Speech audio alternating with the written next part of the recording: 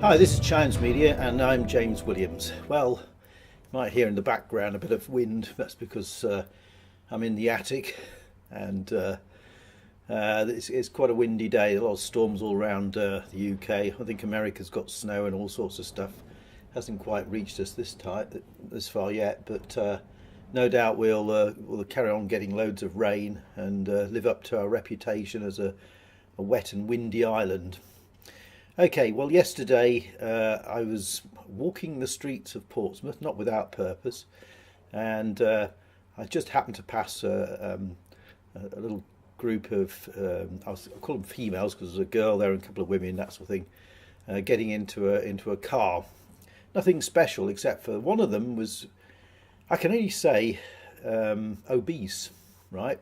Okay, there's obese people around, there's fat people around, but she had purple hair. Okay. Is that unusual? No. Thinning purple hair. She was probably in her 50s. Okay, that itself is seems to be commonplace these days, I suppose. But her attire, well, she had a top and a I don't know what you call it, leggings or something. But when it came to her abdominal area, her bottom was very well defined, like tights, but portraying her bottom. I thought it was a horrible sight, to be honest. Honestly, it was a horrible sight. And you can't say anything because if you say anything, well, you get done for hate speech or something like that. But I've learnt to sort of, rather than stare, you do a glance, like a glance of the eyes, a photograph in the mind, let it process. And as I was passing, she was complaining to some of the other passengers that, she was got a headache and things like that. Oh yeah, you got more than a headache. But I thought to myself, well, she's not really going out to take part in some rally, or she might be, I don't know. Probably going on a shopping trip. But this has become commonplace, so people seem to dress in this sort of way, thinking it may be, I don't know what they do. Maybe it makes them feel good. It doesn't seem to be working with her if she's complaining about a headache. That's neither here nor there. So I get back and I watch a video of from Paul Joseph Watson and there's a few others about the Portland, Oregon Antifa bunch, and I thought, well, she'd fit in well with those lot, wouldn't they? There are all sorts of colours and shades, and I'm not talking about skin colour. I'm talking about painted colour, makeup, that kind of stuff. But what also is interesting is okay, this is an expression of individualism. Well, is it? I don't know. It seems to be conformity amongst the Antifa bunch, since most of them are wearing black. They all seem to be, coloured hair. It seems to be the standard thing. A uniform isn't just worn by military people with badges and buttons. A uniform is something when you wear something the same as your compatriots. That's a uniform. It's like an identifying feature. That's a uniform as well. So you see this sort of stuff going on, and I think as well, okay, what is this? Is this left wing or right wing? Because I've determined left and right wing by the amount the state is involved in something, right? So if it's lots of a big state environment, then it's left wing. If it's minimal state, then it's right wing. That's purely it. Nothing to do with jackboots at all, like that. And I thought it's more than that. You never know. The purple-haired woman with the thinning hair, she might be voting Conservative. I don't know. Does that make them right wing? No. That's all wrong. There's an axis here. You've got your right and left wing, your pro-state, big state and small state. But then there's another axis that goes, if we do it vertically, and one is conservatism.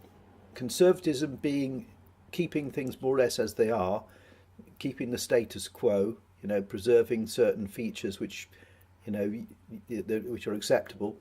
And the other end is radicalism. And I thought, well, that's an interesting thing. Now, you could say she's expressing herself as an individual.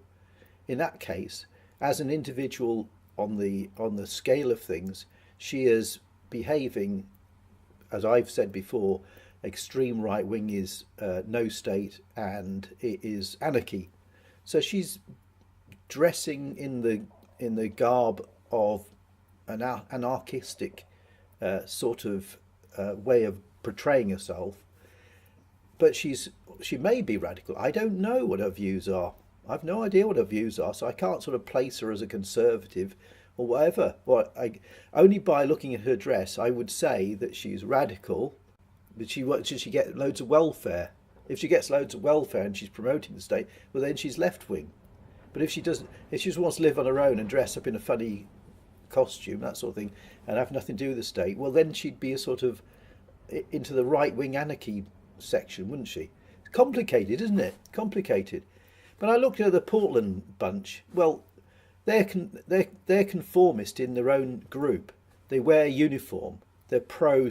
In many ways, although they're portraying themselves as radical, they're also very. They've got a contrary conflict of interest, haven't they? Because on the one hand, they decry the state. On the other hand, they're using the state and all its facilities to further their cause, and they've sort of corrupted the police force. I don't say the individual policemen, but the police force in Portland seems to have been corrupted and controlled by the stupid mayor they got there. And this is why I tell you what, I find it's wrong for the police to be involved in politics, and I think it's wrong that mayors should influence the police and tell them where they should be and where they shouldn't be. I think that's wrong. I think the police should be separate from politics and enforce the law as it is. So yeah, it's kind of curious to me about how it's a complex issue. That's all I've got to say this time. Until next time, take care of yourself.